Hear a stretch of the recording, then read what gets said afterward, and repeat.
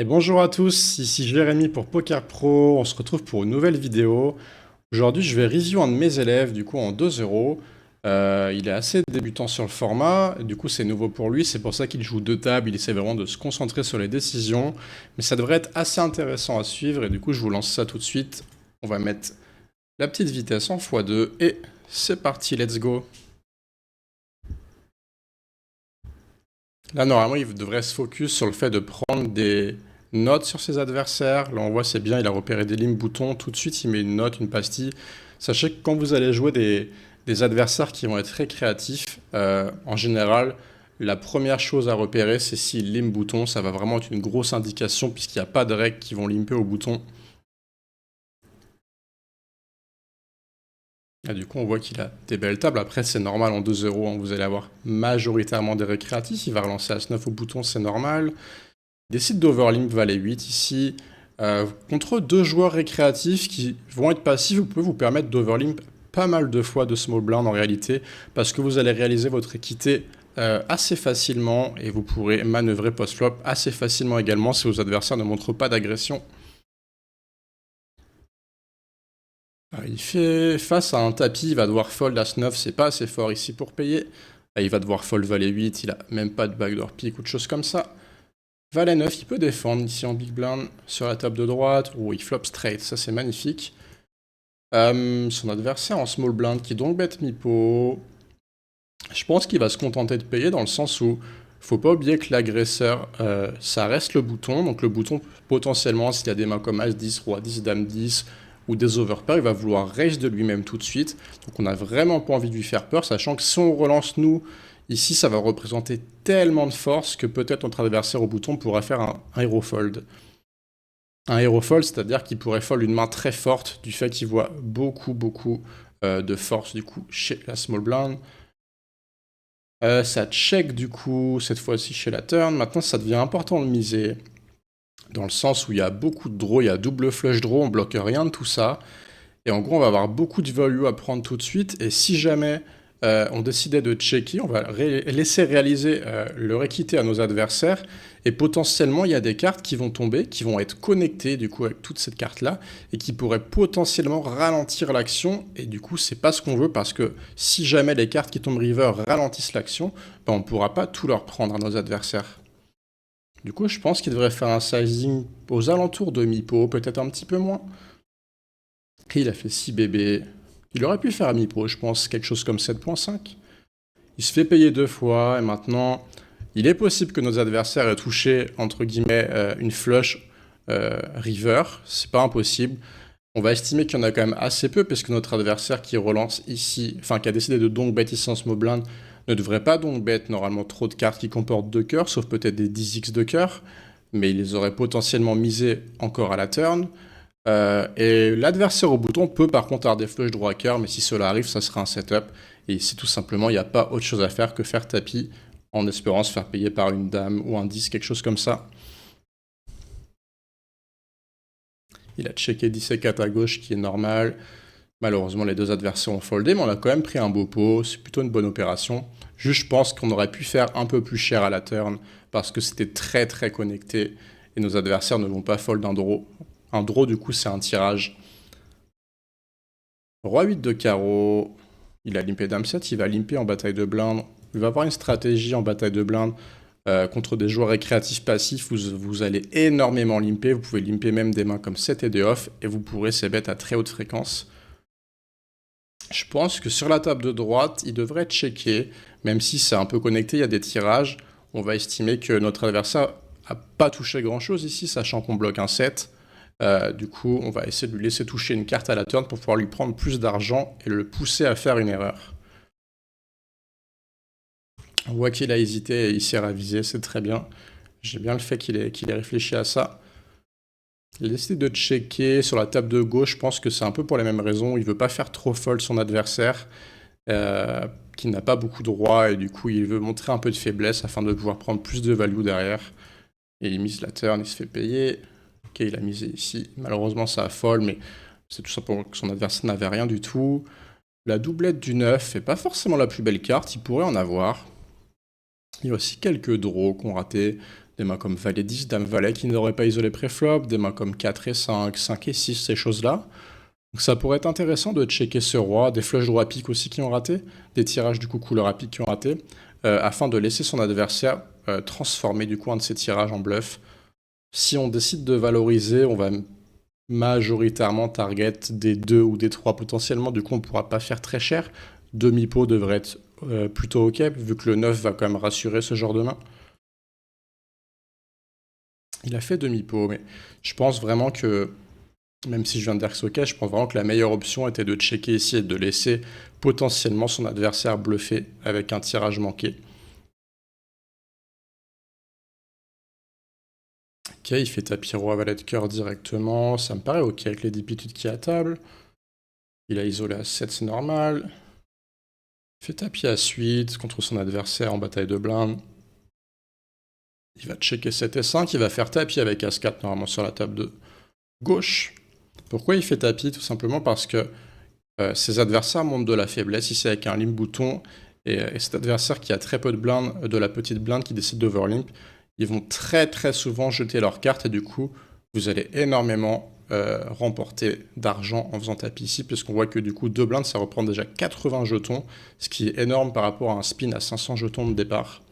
Du coup, votre risk-reward est vraiment bon, et même quand vous êtes payé de temps en temps, vous aurez des bonnes surprises, vous pourriez être en coin flip, ou alors avec une équité qui est quand même assez décente.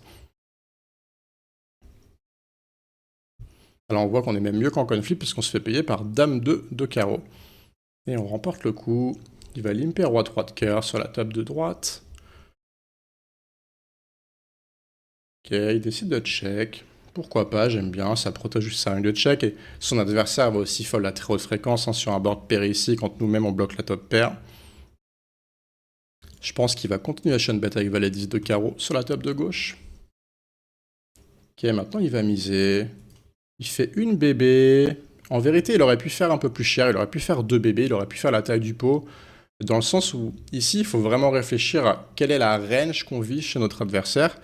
Et on va estimer que il n'a pas trop de droit, pas trop de 7 de toute façon, parce qu'il aurait sûrement repris le lead de lui-même sur ce 10 de trèfle.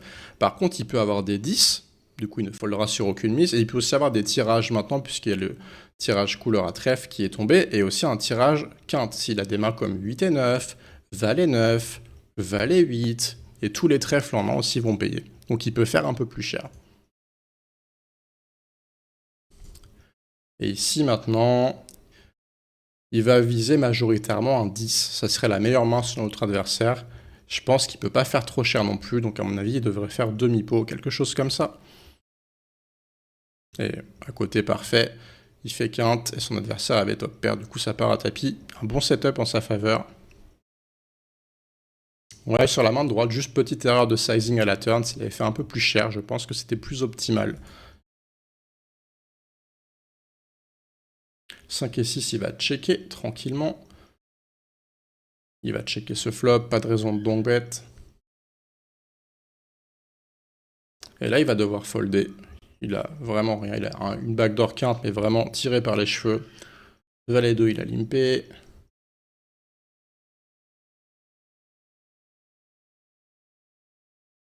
Il peut continuer à shun bet ici. Dans le sens où même si c'est connecté, le fait que ce soit tout à pique, si son adversaire a des mains qui comportent aucun pique, il va fold à très haute fréquence et je pense qu'il va pas se défendre assez, même avec des gutshots, des choses comme ça, pas assez de check raise. Du coup, vous allez pouvoir profiter de ça sur des limites comme les 2 euros qui vont être très passifs en général. Ok, maintenant, ici sur le 2, pas de raison de miser. Son adversaire, ce 2 en fait ne va pas faire peur entre guillemets à son adversaire. Si son adversaire a un 4 ou un 5 par exemple, le 2 va plutôt le rassurer. Par contre, si ça avait été une carte comme un 10, un valet, une dame ou un roi, bon un valet forcément ça nous aurait fait top pair, mais toutes les autres cartes qui sont au-dessus entre guillemets du 4, du 5 et du 8 et qui ne connectent pas du coup avec ces mains-là, avec ces cartes-là, peuvent être des bonnes cartes à bluffer dans le sens où votre adversaire, s'il a un 4 en main ou un 5 en main sans pique, ça va être très compliqué pour lui de continuer. Ici, il a décidé de payer Dame 10 sur As 3-3 en se disant que son adversaire fait une mise vraiment pas chère qui représente de la faiblesse. Maintenant, quand on voit la taille du pot, le fait que ce joueur-là mise dans 3 joueurs et entre guillemets les possibles améliorations de notre main, ça va vraiment être compliqué à jouer et je pense qu'il aurait tout simplement dû folder directement ici. Bon, maintenant qu'il touche le 10, il va devoir continuer.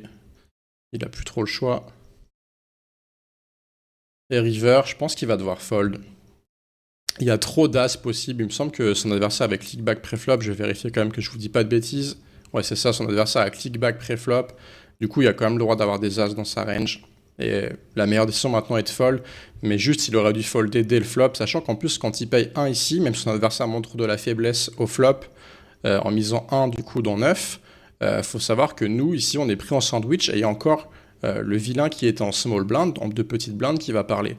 Donc faut vraiment pas hésiter à folder ici, même si on est en position, contre un montre de la faiblesse, dame 10 sur as 3-3, rainbow, sur un joueur qui a clickback, c'est vraiment pas assez fort pour continuer. Il a check back valet 2, on n'aurait pas fait fold un 4 de toute façon. On est tombé sur une main qui avait une paire plus un flush draw, donc forcément il allait aller au bout du monde avec ça. On va checker 9 et 4. Obligé de fold 3 et 2, même si on a fait une paire, notre adversaire à gauche a fait beaucoup trop cher. On va se finir ces 2 petites tables pour cette petite vidéo. À 6 de carreau, il part à tapis. Contre un joueur agressif, c'est aussi des mains avec lesquelles vous pouvez limper, dans le sens où vos adversaires, qui sont très agressifs de temps en temps, vont vous montrer, entre guillemets, enfin vont vous agresser à chaque fois que vous allez montrer de la faiblesse.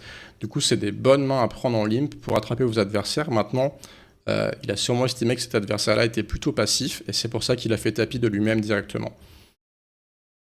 C'est important en spin de bien catégoriser vos adversaires afin de prendre les meilleures décisions possibles. Malheureusement, on a pris un petit bad beat, c'est pas bien grave, et on a perdu le spin. Il décide de faire tapis 10 et 8 ici. J'ai été un peu trop loin, je crois. C'est un peu trop... En gros, ici, votre adversaire limp avec 4,5 blindes, donc il va pas beaucoup fold. Donc on va plutôt préférer prendre des mains comme hauteur dame, hauteur roi, hauteur as forcément, pour faire tapis, et nos meilleurs valets, parce qu'on va se faire payer par des mains moins bonnes. Ici avec 10 et 8 off, même si on a pu voir qu'il va se faire payer par une main moins bonne, vous allez beaucoup moins souvent vous faire payer par une main moins bonne, donc c'est mieux de checker ce combo-là et de faire tapis avec des hauteurs valets plutôt bonnes, hauteur dame, hauteur roi et hauteur as. On va partir à tapis avec roi dame, et payé par dame 8, très bonne rencontre. Et on remporte le coup.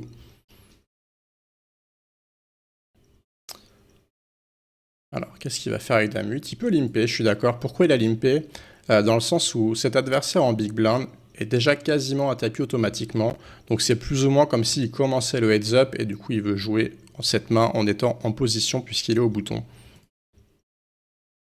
Il va devoir payer. Ici c'est normal même s'il n'a pas grand chose. Il a juste 0,60 blindes à mettre dans le pot. Pas de raison de bluff ici puisqu'on a un adversaire à tapis. Et là on va juste devoir folder notre dame 8. 9 et 7, il va checker. Il va payer sur cette mise. Il va encore payer. Et là, pas de raison de fold. Malheureusement, notre adversaire a un 10, mais quand vos adversaires font des 3 barrels, une bébé comme ça, de temps en temps, ils auront top pair, ça va arriver, mais ils ont aussi très souvent des mains moyennes. Mais ici, étant donné qu'on a un 9 en main, on n'a pas non plus besoin de tourner notre main en bluff du fait que notre adversaire monte plus ou moins de la faiblesse avec des petits sizing, puisqu'on bat la plupart de ses mains moyennes. 10 et 8, il peut faire tapis directement, je suis d'accord, à 6 blindes deep. Il va faire tapis avec As-8, il se fait payer par Valet 8. Et il remporte ce coup. 5 et 7, il devrait limper. Il a foldé. Pour l'instant, cet adversaire n'a pas forcément montré de signe d'agression. Du coup, j'aurais plutôt opté pour un limp. Peut-être qu'il a joué un peu trop vite, c'est possible. En gros, si vos adversaires sont très agressifs, vous allez commencer à fold ce genre de main de temps en temps, parce que vous allez trop vous faire isoler et du coup vous faire punir. Mais si votre adversaire est passif, vous allez pouvoir vraiment limper toutes vos mains, même des mains comme 7 et 2 off, parce que vos adversaires ne vont pas assez vous punir, et vous pourrez c-bet à très haute fréquence les flops et réaliser votre équité. Roi 5, il va partir à tapis. Roi 7 aussi. Roi 6 encore. Malheureusement, il s'est fait attraper par As-Dame et il a perdu ce spin. Du coup, on va s'arrêter là pour aujourd'hui. Si ce format vous plaît, on pourra faire plusieurs parties. En tout cas, je vous souhaite une bonne journée ou une bonne soirée et je vous dis à la prochaine. Allez, salut!